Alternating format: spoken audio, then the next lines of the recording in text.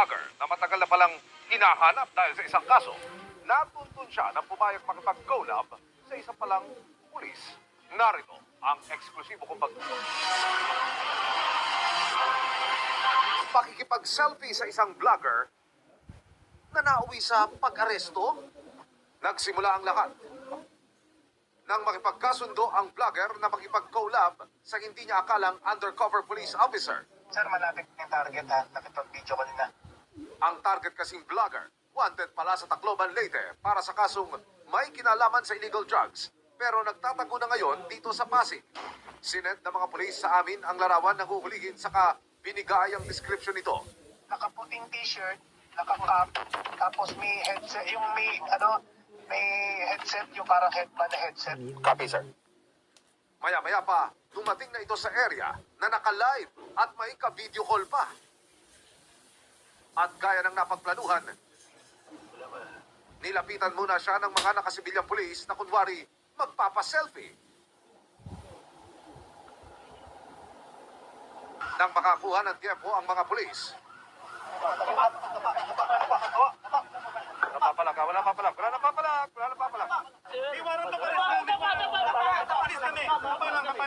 Dito na dinakip ang suspect.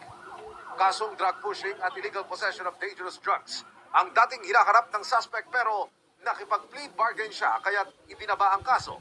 Pero sa halip na dumalo sa hearing, naglaho na raw ito. Alam mo yung kaso na yun? Ano yun? Yung 165 na ano? Drugs? Oo. Ano yun? Di mo natin ha? Natindiran ko to, sir eh. Ano nangyari? Ano po eh, pumunta ako dun eh. Napalutang ang suspect matapos itong makipag-deal sa police asset na nag-alok na makikipag-collab sa kanya. Itong akusado na huli ito last 2016 for bypass operation ng City Drug Enforcement Unit ng Tacloban City Police Office. Mayroon siya violation dun sa hindi niya pagre-report dun sa probation officer. So napakalaking kasalanan niya. Dito pala siya sa Maynila nagtago at natutong mag-vlog. Pero nang dumami ang followers niya, ang nagpatanyag sa kanya, siya rin palang magiging ugat para mahuli siya. Doon siya nahuli dahil nagkuhan siya, naging vlogger siya. Bali yung pangalan na ginamit niya is Jason Go. Jason Go. Yung nag-share siya ng mga video, doon siya na tuntun ng ating mga kapulisan.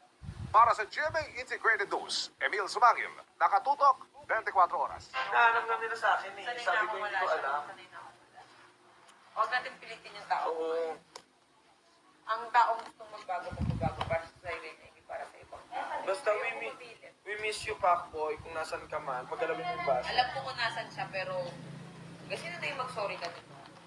1 week na yung Sabi pride namin, niya sobrang sabi namin sa kanila, ayaw namin, sabi mag-gabi. Namin sa iyo. Ayaw namin magsalita. at saka ano, At saka wala talaga tayong alam, bakla. At sila lang yung may karapatan. Hindi pwedeng kami. mga problema lang mga problema lang kami na basta hindi na kaya ng break ko talaga. Grabe na yung anxiety mo na nakaraan, bakla. Hindi ko na kaya. Takot na ako yung Kakalabas lang ng hospital. Oo. Ako Lagi mismo ako ang ng nagsugod. ospital, alam ni Paco yun. Lagi ako pumunta ng ospital. Lagi siya. May time na nandyan siya. Siguro sa isang buwan, 4 na beses ako ng ospital. Naglalaki yung bibig ko. Yung mga kamay ko naninigas na gano'n.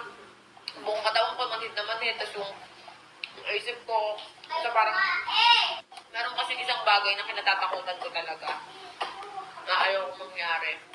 Oo, mahal ko si Pacboy. Kaso ko talaga yung mental health ko. Hindi ko na kinaya. Na lang talaga Mabait may naman si alam mo. Pacboy. Sobrang bait. Kaso hindi ko na talaga kaya. Magiging okay pa naman kami siguro nun. Oo. As a friend, gano'n. Pagiging pamilya, nagtupar nyo, yung pagmamahal, hindi mawawala yun. Pero naiiyak ako, baka... Bakla hindi talaga mawawala yung pagmamahal ko doon habang buhay na yan nandyan. Kaso yung pag to-tolerate siguro sa mga ginagawa niya, parang hindi ko na kaya. Nawawa yung anak ko. Pag nangyari sa akin, stroke ako ng tuluyan. Buwa kaya yan. Yung stress ko kasi ano eh, ayoko kasi nag-iisip ng, ay baka pag umaalis, alam mo yun. Ayoko sabihin kung ano yung rason. Pag umaalis siya, pero Sobrang affected Ang ka na. hirap kasi hindi siya umuwi. Alam ko kung nasan kaso, yung pagbalik, baka mamaya may mga ganitong bagay, doon ako kinakabahan na hindi ako mapakalis sa sarili kong pamamahay. Kasi ako nananahimik ako sa bahay. Yung parang ano. Pero mabait talaga si Pac. Sobrang bait. Kaso yun nga, meron siya mga bagay na hindi niya maiwasan. Hindi ko na kayang tanggapin. Ilang beses na paulit-ulit. Tanungin niyo rin siya, try niyo siyang tanungin. Yung sinasabi na dumadaan si Pac sa depression, hindi totoo yun. Alam niya kung ano yung depression. Depression na talagang yung utak mo parang may nag-uutos sa'yo na ganito, ganyan, na ikaw na lang yung tumigil. Hindi ko mapigilan minsan yung sarili ko. Kaya lahat ng friends ko, nandito ngayon sa bahay ko. Wala ba? Depression daw si Pacboy ngayon, nasa ng gamot. Ako, ang dami kong gamot. Hirap. Sobrang hirap. Ito pa, si Pacboy, nagsasorry naman. Sorry lang, ganun lang. Kasi yung pumunta ka. Kasi nilinawin mo kung anong nangyari. Ganito yan. Kaya ako nagalit sa kanya noon, yung time na yon, sa hospital ako, hindi siya pumunta. Sabi ko sa kanya, yung mga bata, mga babae, walang kasama sa bahay. Sabi niya, magpapaalam lang siya, nasa event siya. Ngayon, nung bumalik siya, teka lang, ngayon, nung time na yon, yung sabi ko sa kanya, yung mga, wala na naman ako. Minsan kasi nabablanko talaga ako eh. Ewan pa naman banggitin to, tangin na okay ako bakla pagbaba ko. Bakla. Hindi naman kita pinilit. Hindi ko na hindi ko lang pigilan eh. Oo, O, sige, kasi sabihin nababasa natin niya rin yung mga tanong naman. nila. At daw di kami magkasama. Nasaan daw si Pacboy? Eh, hindi rin naman namin alam. Yung mga bagay siyang hindi niya talaga maiwasan, yun lang yun. Pero promise, mabait si Pac. Mm-mm. Pero malay niyo, may isang tao na makakapagpabago sa kanya. Hindi ako yun. Kasi ako talaga, lahat ginawa ko na. Hindi siguro ako yun. Uy, parang malandi pa to sa kanya. Malay mo, hindi kami nagsasalita sa social media, inaantay ko lang siyang umuwi. Para kami yung mismo magla-live dalawa. Iniintay ko lang mismo na siya yung lumapit. Wala pa rin. Nagpasko. Wala. Yung sinasabi na pinalayas ko siya, walang ganun. Kung pinalayas ko siya, sana wala yung gamit niya. Nandito lahat ng kwarto. Nandito lahat ng gamit. Hindi lang siya umuwi kasi alam niya kung anong reason, kung anong mangyayari pag umuwi siya at mahahalata ko siya. Magkikita pa rin kami ni Paco. Siyempre, may mga bagay kami dapat ayusin.